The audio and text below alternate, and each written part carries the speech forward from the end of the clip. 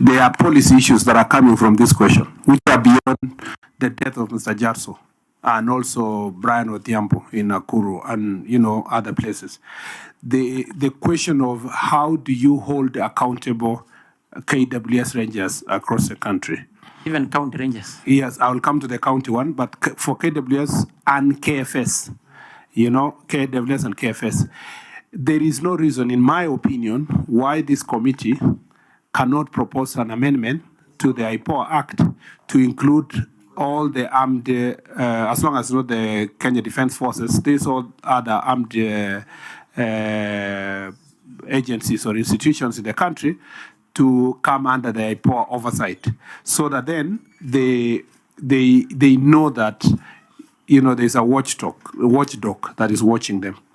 But there's also no reason why the KFS itself and KWS cannot have internal mechanisms of a separate internal mechanism that deals with the rangers themselves, so that you can be able to deal with these questions of discipline and perhaps improve on training. I'm not saying the police don't have the same problem that they do, but as soon as it happens, we have a IPOA in place, we have the internal mechanism we have, and now it's acceptable, even within the police command, that there is no need to defend a police officer who has committed excesses because he is operating outside the requirements of the law.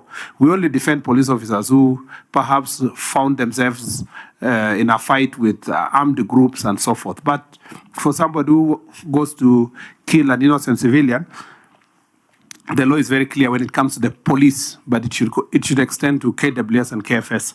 On the part of the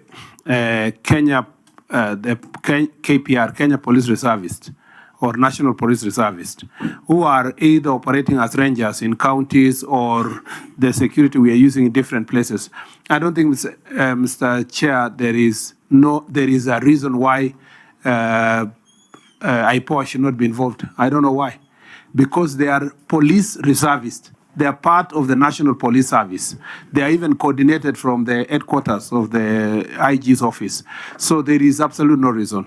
Indeed, cognizant of the challenges we have in terms of command and control of the KPR or the NPR, we have now working on the revised policy that is ongoing. In fact, working together with NPS. I should be meeting the team tomorrow to update how far they have reached, because we want to have clarity. We have 10,000, although we are not very clear because of the old KPR team. When I went to Tana River, I remember Honorable Ali, that people are saying we have even KPRs who are over 80 years old because they were registered in 1960s, 1970s. Nobody has followed up where they are. They have their old wooden gun,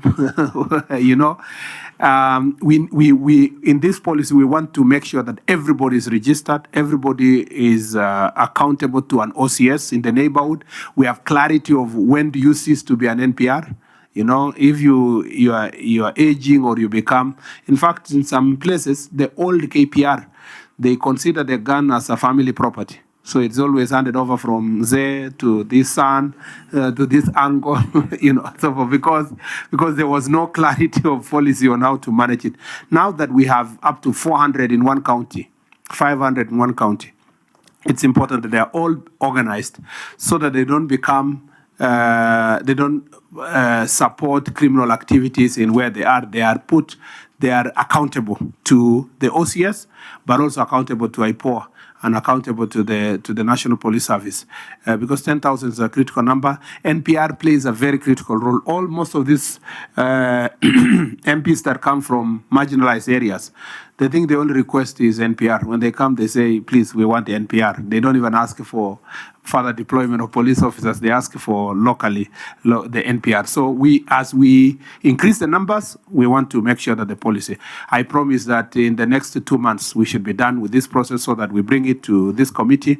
Then we can have a workshop to discuss it.